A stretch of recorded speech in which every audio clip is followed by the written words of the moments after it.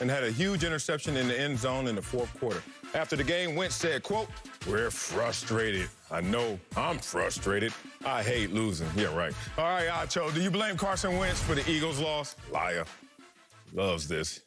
I just got a moment of silence for me and the rest of the Eagles. Oh, really? Fans. Did they die last night? Did they die? It was bad, Marcellus. It was bad. I'm sitting at my couch, and I'm like, man, I got to go into work tomorrow. You're not sitting on your couch. You're sitting at it. I heard that. Damn, you heard me. I'm sitting at it. You know, I'm not on the couch. I'm sitting on the ground. Yeah, on the ground. Like, I don't deserve to be up there. I was sick, America. I was sick, but I'm not going to do this. I'm not going to come into work today and blame Carson Wentz for an Eagles issue. That's what I'm not going to do. And let me tell you why I'm not. Because, yes, Carson Wentz needs to play better. Yes. He needs to play better. Profound statement. But it's not as though this is all, nor exclusively, nor majority Carson Wentz's fault. See. Let me talk about whose fault it might be. I wasn't going to go here, but I have to out the gate. Call him out. How about my guy, Howie Roseman, the general manager? Ooh, we got Can something we start here. there, please? Okay. Can we start with the general manager now, Howie? It is your job to build a roster with talent, with players, with receivers, with tight ends, with running backs, to help supplement your $100+ million quarterback. And what have you done? You've left the cupboard empty. Sal, if I say, hey, big dog, what's up? Can you come over to the crib? You know what I'm saying? I know you can throw down in the kitchen. Yeah. Hey, can you come over to the crib? I'm gonna pay you handsomely. Please come to my house and throw down. Make that steak that you did, that New York strip that you be killing. You say, okay, Acho, how much you gonna pay me? I say, yeah, I'm gonna pay you about $100-something million, 59 guaranteed over the next all the cows You gone. show up to my house and you open up the cupboard and you don't see no seasonings. I'm not gonna blame you. I'm gonna look at the person who's supposed to stock the cupboard. Let's look at it. Cry, Eagles, cry. I got a full screen. Last 2 years, the Eagles' first and second round picks. Jalen Reagor, he had 11 yards last night. Jalen Hurts, he had 2 snaps last night. Andre Dillard, not his fault, but he was hurt. Myles Garrett, he dropped 2 passes last night. And Miles Sanders, he dropped 2 passes last night. And J.J. Arcega-Whiteside, I have not even seen this man. He has 234 career receiving yards. DK Metcalf has, 330 receiving yards against the Eagles the last 2 games. So I'm not going to sit here, Sel, and take the lazy narrative of exclusively blaming Carson Wentz when his cupboard is empty. Is he part to blame? Yes. But his cupboard is empty. So. Oh, man. I am coming over to your house. I'm going to bring my LaylaAli.com seasonings, because those are my favorite. Shout out to Layla. And I'm going to hook this steak up, and I'm going to keep you on the floor, and I'm going to sit on your couch. Actually, you need to get on your own couch, because you need some therapy. And it's me being a therapist in this moment to help you out. This is all on Carson Wentz. And it's simple why it's on Carson Wentz, because we have paid you. Not just literally, but figuratively, to be the leader, to be the playmaker, to be the one that when all else fails, Carson Wentz, because of the dollar amount, because of the conviction we had in giving you that dollar amount, because of what you showed us in years past to be that playmaker. But is Carson Wentz that playmaker? No, he wasn't last night.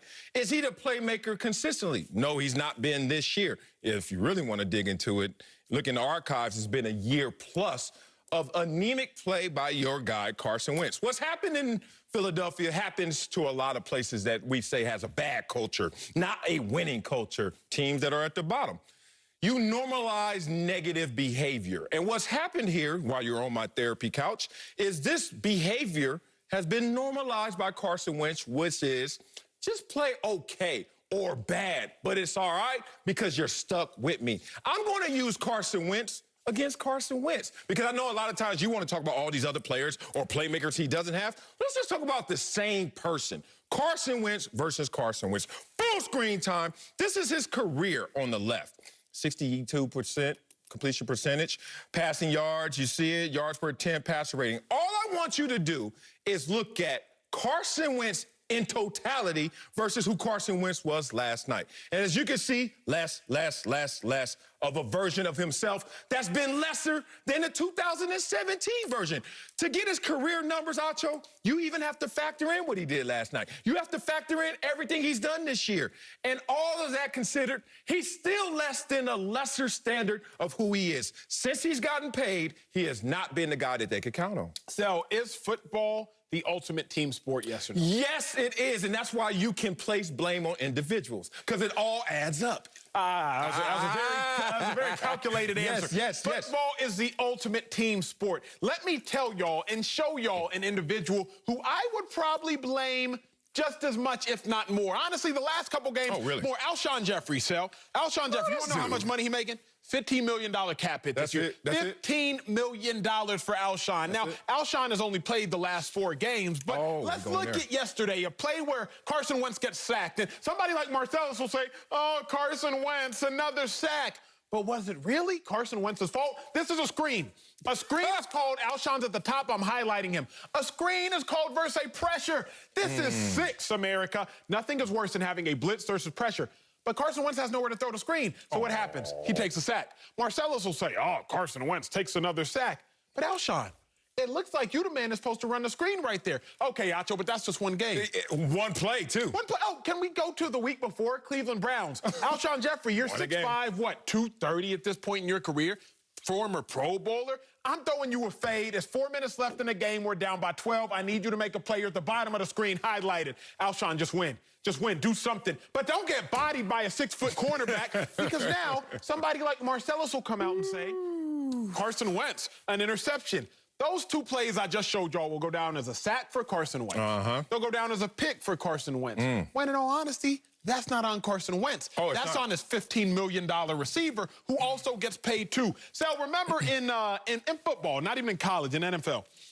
Every now and then somebody will make a play and what do you say? Hey, they get paid. About damn time. Hey, they get paid too. They get paid too now. Yeah. Alshon gets paid too now. Miles Sanders gets paid too now. It's Jalen Rager, first-round pick. He get paid too now. When you turn into the civil rights attorney with that voice, they get paid too now. Like the spread is all around. Equality for everybody. It's not equal. It's not equal in the real world. It's not equal as a human being on this planet. And it's not equal on a team when you get paid the most.